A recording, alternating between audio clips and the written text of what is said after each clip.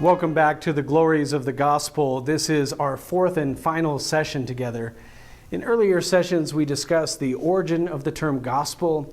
We explored how the Gospels were likely formed, and we zeroed in on the Gospel of Mark, especially its Peter-focused content. We spoke about the author John Mark, and we mentioned him throughout the New Testament, how he served both Saints Peter and Paul, and is universally believed to be the author of the gospel by the same name, by all of the earliest church fathers. Now, if our early traditions are accurate, John Mark may have written this gospel in the 60s during the persecutions of Nero.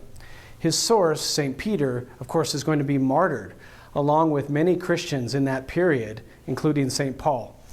Tradition and St. Jerome, though, has Mark die not as a martyr in Rome, but in Egypt, where he established one of the strongest early Christian communities and great schools for Christian thought, what was called the Catechetical School of Alexandria. Now, we've talked a lot about Mark as an author, about St. Peter as his primary source. Now let's turn to exploring his first audience and the cultural context for this gospel. Several details in the gospel itself point to the fact that his primary and first audience was the very Roman Christians he was living with who were undergoing the Neronian persecutions in the mid-60s. Now, most of us know the cause and the context of that early persecution, but it's worth reviewing. In July of 64, Nero set Rome on fire in such a significant way that 10 out of 14 of the districts of the city were leveled. Some of its greatest temples were destroyed. And historians speculate that Nero wanted to recreate a new Rome. He thought the current Rome was filthy and unworthy of him. Well, obviously the people revolted after this conflagration, and Nero needed a scapegoat. Now, by the way, all of this information comes from one of the greatest Roman historians, Tacitus, who tells us that Nero blamed the fires of Rome on a small but growing sect called the Christians. Quoting Tacitus here, he says, Nero falsely diverted the charge onto a set of people to whom the vulgar gave the name Christians, and who were detested for the abominations they perpetrated. The founder of the sect, one Christus by name, had been executed by Pontius Pilate in the reign of Tiberius, and the dangerous superstition, though put down for the moment, broke out again not only in Judea, the original home of the pest, but even in Rome. You see, Christians weren't highly regarded, so no one really objected to them becoming the scapegoat. But even how these Christian martyrs died, the Bible scholars tie to some of the unique language and the imagery that we find in the Gospel of Mark. Let me give you a couple examples. One of the ways that Nero martyred the Christians was an ongoing reminder of this false charge of setting Rome on fire. The Christians would be tied alive to stakes that were stationed throughout his imperial gardens, soaked in oil, and then set on fire to light his evening garden parties. They were also thrown to wild beasts in the imperial games, where they were publicly dismembered and devoured. Now, interestingly, only in Mark do you have language that many believe is connected to these means of martyrdom. While the other synoptics, Matthew and Luke, also report that Jesus is led into the wilderness to be tempted, only Mark gives the detail that Jesus was surrounded by the wild beasts, something that Christian community in Rome would identify with. In his list of rewards to those who follow Jesus, he adds that in addition to those rewards, there will be persecutions. He does that in chapter 10. And only Mark says that followers will be purified with fire in chapter 9, verse 49. That language of purification by fire, which we would have visibly been able to see in Nero's gardens, is language we also see in 1 Peter. Listen to his language there. Beloved, do not be surprised at the fiery ordeal among you, which comes upon you for your testing, as though some strange thing were happening to you. But to the degree that you share in the sufferings of Christ, keep on rejoicing. That's 1 Peter, actually chapter 4, verse 12. And finally, Mark strongly emphasizes that following Jesus will mean that you may be betrayed by your own relatives and handed over to the authorities, something that actually happened regularly in Rome.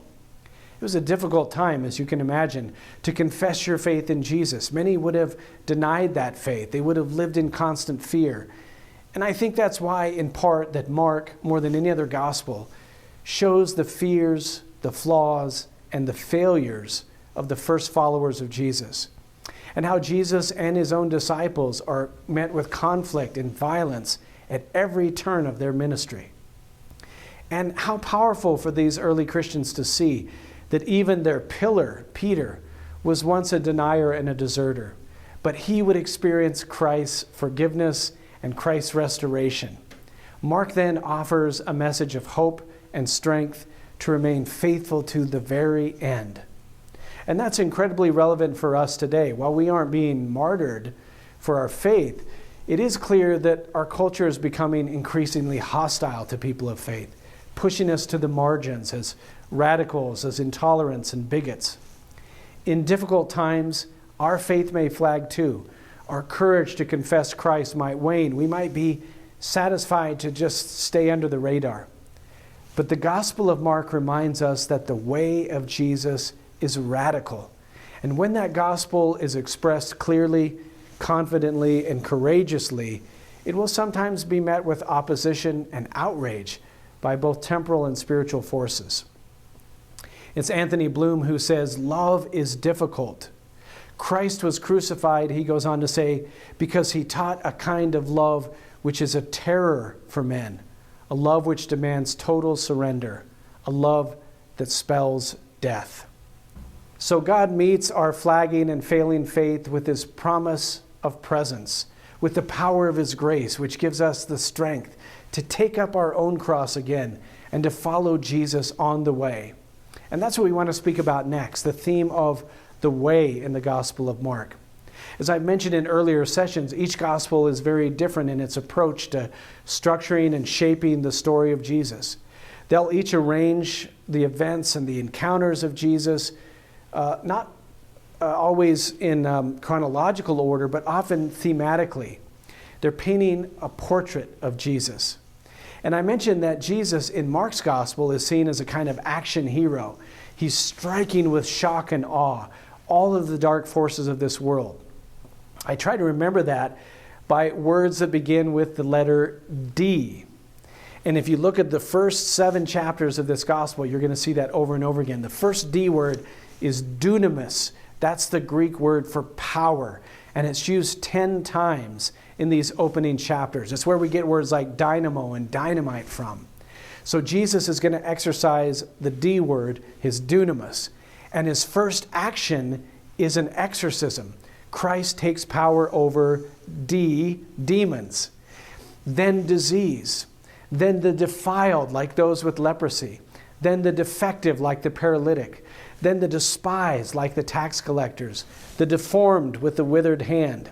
He takes that power and authority, that dunamis, and then he shares it with his disciples, his A-team. They get to go out and perform his works. And then Jesus will go on to exercise his power and authority against his detractors, the scribes and the Pharisees, the Herodians, rebuking and silencing them in their feeble attempts to challenge him.